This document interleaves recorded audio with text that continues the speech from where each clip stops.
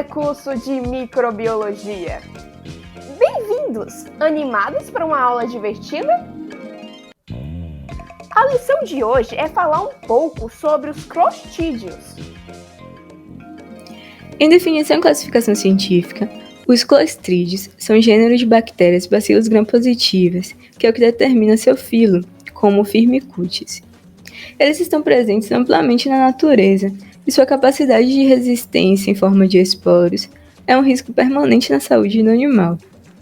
Os clostridios estão classificados na família Clostridiaceae, ordem Clostridiales e classe Clostridia, que é a classe que reúne as bactérias de forma de bacilos que são anaeróbicas. Os clostridios estão no solo, nas aguadas, nos alimentos, nos currais, e podem também estar em diferentes estruturas dos animais, como na pele, intestino e fezes, porque algumas de suas espécies fazem parte da microbiota normal do intestino de cavalos e gado. Dentre as clostridioses mais importantes, a gente ressalta o tétano e o botulismo. Clostridium tetani é uma espécie do gênero de clostridios que é patogênica, porque pode gerar neurotoxina tetanoplasmina, que causa infecção do tétano, que tem como um sintoma, espasmos, contrações dos músculos que controlam a mandíbula e morte por insuficiência respiratória. O tétano geralmente se desenvolve pela contaminação de uma lesão da pele ou inoculação através de objetos pontiagudos contaminados. Os clostridios tetani são bacilos retos e delgados, e a maioria possui uma utilidade pela presença de flagelos. Possui também endósporos esféricos terminais, que deixam o seu aspecto característico da espécie, que é em formato de raquete. Já o Clostridium botulino, que pode gerar infecção alimentar toxicológica chamada botulismo, é uma bactéria em forma de bastonetes flagelado que lhe confere agilidade. Essa neurotoxina, que é produzida em sua esporulação, bloqueia a comunicação entre os nervos, deixando a pele mais dura e resistente, e é por isso que uma das suas curiosidades é ser utilizada como procedimentos estéticos.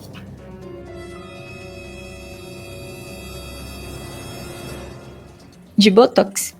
Oi, meu nome é Camila e dando continuidade ao nosso telecurso, a gente vai falar do sorotipo, tanto do clostridio, do botulismo e do tétano. Primeiro a gente vai entender o que é um sorotipo. O sorotipo é um subtipo do agente infeccioso em si. Eles induzem respostas imunológicas específicas para cada um. No botulismo, a gente tem 8 sorotipos imunologicamente distintos, que foram identificados até hoje, 7 deles, que é o que estão representados no slide, o A, o B, o B4, o C1, D, E, F e G, são neurotoxinas. Neurotoxinas são toxinas existentes nessas bactérias que elas atuam exclusivamente sobre o sistema nervoso do indivíduo. Bem, embora todos esses 7 inibam a liberação da acetilcolina na terminação nervosa, suas proteínas intracelulares e seus mecanismos de ação têm respostas e potenciais diferentes, eles variam. Por isso, eles são classificados como sendo sorotipos, sendo subtipos desse agente infeccioso. No Brasil, os únicos casos de botulismo que a gente tem são relacionados ao sorotipo A e ao sorotipo B, 4. E os mais estudados no mundo são o A e o B. Existe a sorologia, tem como a gente fazer a testagem e saber qual é a variante. E, inclusive, tem muita gente que utiliza essas neurotoxinas como inibidores de dor. No tétano, a gente não tem a mesma coisa que no botulismo. Como assim? Já o botulismo tendo vários tipos de subtipos e variantes, o tétano não tem um sorotipo, é apenas causado por um tipo de bactéria.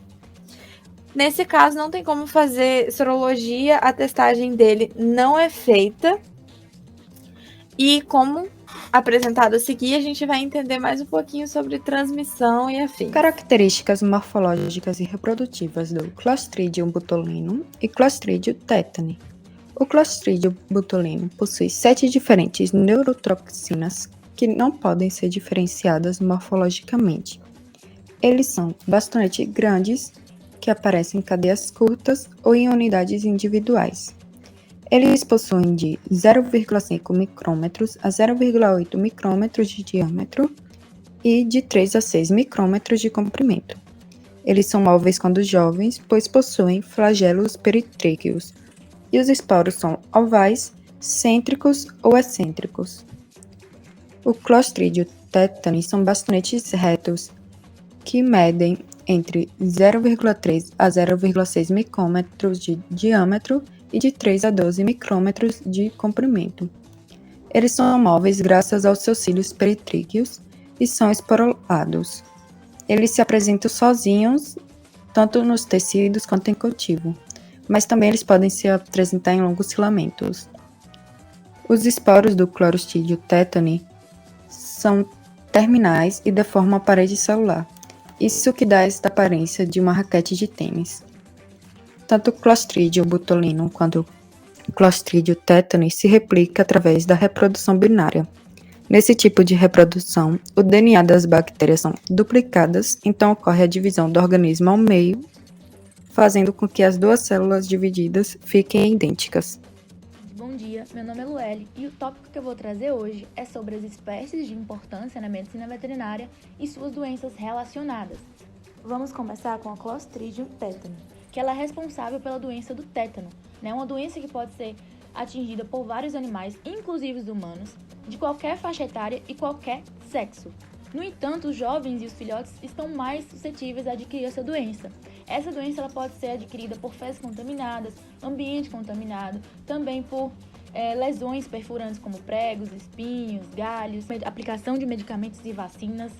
As cirurgias também feitas sem asepsia adequada também pode trazer essa doença. Ela é característica por atingir o sistema nervoso. Consequentemente, devido à bactéria, essa bactéria ela vai produzir uma neurotoxina chamada de tetanospamina. Essas neurotoxinas elas vão atingir os nervos periféricos e também a medula espinhal e vai bloquear alguns neurotransmissores, o que vai causar a principal característica dessa doença, que é a rigidez muscular. É uma característica muito forte dessa doença a gente presenciar animais rígidos, animais que não têm nenhuma movimentação nos músculos e nem nos membros. Podem possuir também orelhas eretas, os membros totalmente eretos, existe a hiperextensão dos membros, além de vários outros sintomas, como convulsões, edemas faciais, ataxia. Esses animais ficam completamente prostrados, não conseguem se alimentar, defecar ou urinar. Infelizmente, para os animais domésticos, como cães e gatos, essa doença não existe vacina, Só o tratamento para as suas sequelas. Outra doença bastante comum e que também vai atingir o sistema nervoso é o botulismo, que é uma doença que é causada pela ingestão de uma toxina liberada pela bactéria chamada Clostridium botulinum. Essa ingestão é feita principalmente por bovinos, ovinos ou caprinos, no geral os herbívoros, que estão vivendo em pastagens ou ambientes que têm deficiência em fósforo. E eles vão adquirir o hábito de osteofagia, que é se alimentar por ossos que estão ali presentes no ambiente, de cadáveres, enfim, de outros animais. E, consequentemente, vão adquirir essa toxina e vão ter vários sinais clínicos, como paralisia dos membros, dificuldade para engolir, parada respiratória.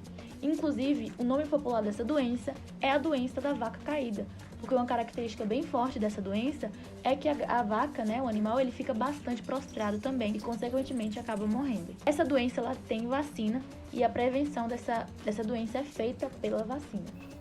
Características metabólicas e tintoriais. As bactérias do gênero Clostridium, em geral, são anaeróbias. Porém, a interação com o oxigênio não é considerada suficiente para impedir totalmente seu crescimento, pois poderão existir no interior dos alimentos zonas de anaerobiose, onde pode ocorrer o desenvolvimento do organismo e a produção de toxinas. Metabolicamente, elas são muito diversas, com temperatura ótima entre 10 e 65 graus Celsius, variando de espécie para espécie. O Clostridium botulinum é uma bactéria gram-positiva. Isso quer dizer que ela obtém uma coloração violeta ou azul escura através da técnica de Gram. Porém, em cultivos velhos, elas mostram-se gram-negativas, que não retêm o corante violeta. Essa bactéria cresce melhor em torno de 30 graus Celsius e o valor do pH está entre 4,5 e 8,5. Ela possui também a capacidade de digerir proteínas do leite, hidrolisar gelatina e fermentar glicose. O Clostridium tetani é uma bactéria também gram-positiva. Sua sobrevivência é favorecida pelo pH neutro ou levemente alcalino e possui um crescimento ótimo a temperatura de 37 graus Celsius. E é muito importante lembrar que eles não fermentam açúcares. No ambiente laboratorial são feitas as diferenciações especializadas, porque as necessidades de crescimento e os testes a serem aplicados são vários, já que essas bactérias são metabolicamente muito diversas, variando de espécie para espécie. Mas apesar dessa diversidade, as bactérias do gênero Clostridium são anaeróbias obrigatórias, e se houver o crescimento em ar, será pequeno e com esporulação inibida. Além da temperatura ótima de cultivo e do pH, também é importante saber que as bactérias Clostridium tetani têm um crescimento invasor e é hemolítico em agar-sangue devido à produção de tetanolisina. Isso quer dizer que elas destroem os glóbulos vermelhos. E os endósporos são resistentes a agentes químicos e à fervura, mas podem ser destruídos na autoclave a 121 graus por 15 minutos. E a sua cultura apresenta cheiro ativo de esterco. Já as bactérias Clostridium botulinum, em meios preparados com fígado, têm um melhor crescimento. E apesar delas serem anaeróbias estritas, não são difíceis nas exigências culturais, porque, por exemplo, elas estão presentes nas embalagens de alimento com oxigênio, mas esse oxigênio não é considerado suficiente para impedir o seu crescimento, porque poderão existir no interior de alimentos nas suas zonas de anaerobiose, onde pode ocorrer o desenvolvimento do organismo e a produção da toxina. Além disso, elas são resistentes à irradiação, produzem lipase em agar gema de ovo, a atividade da água é no mínimo 0,95 e tem a capacidade de digerir proteínas do leite, hidrolisar gelatina e fermentar glicose. A distribuição do botulismo é mundial, com casos raros e até surtos familiares. Em geral, é relacionada à produção e à conservação de alimentos de maneira inadequada. O controle do botulismo, principalmente o endêmico, ele deve ser adotado por técnicas que evitem a multiplicação de esporos e a multiplicação da bactéria. A esterilização correta dos alimentos elimina essa possibilidade de se contrair a bactéria, como, por exemplo, o congelamento desses alimentos. O tratamento para o botulismo ele deve ser feito em internamento no hospital, normalmente na UTI, pois ele tem como objetivo neutralizar a ação da toxina produzida pela bactéria no organismo, sendo importante que o paciente seja sempre monitorado.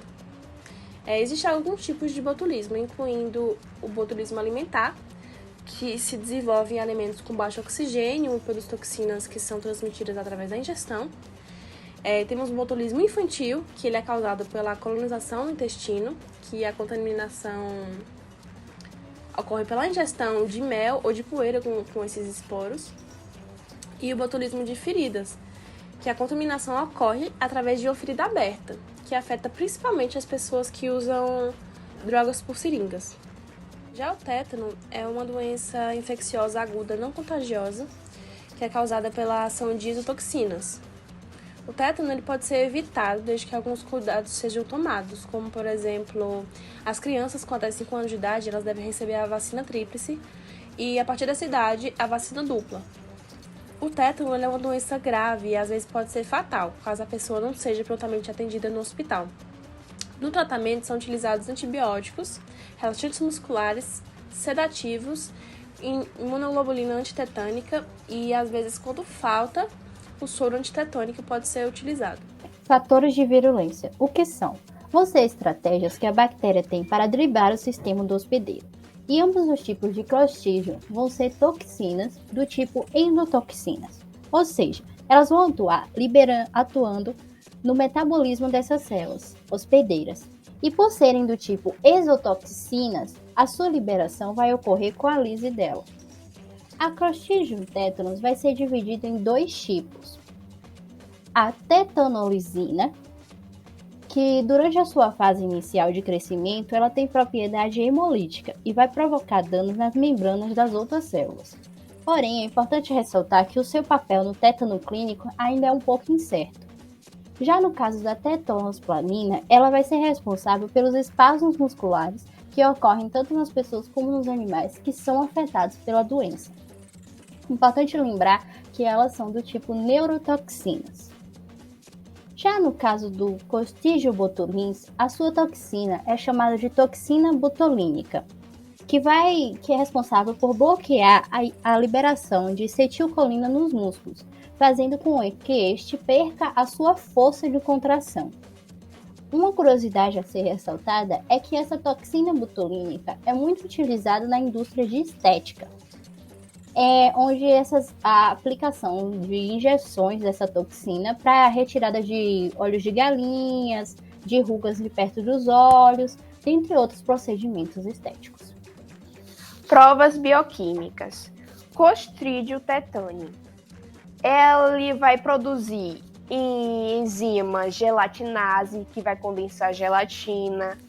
Vai ter a motilidade não facilmente demonstrável, variando com o meio de cultura e a idade da amostra.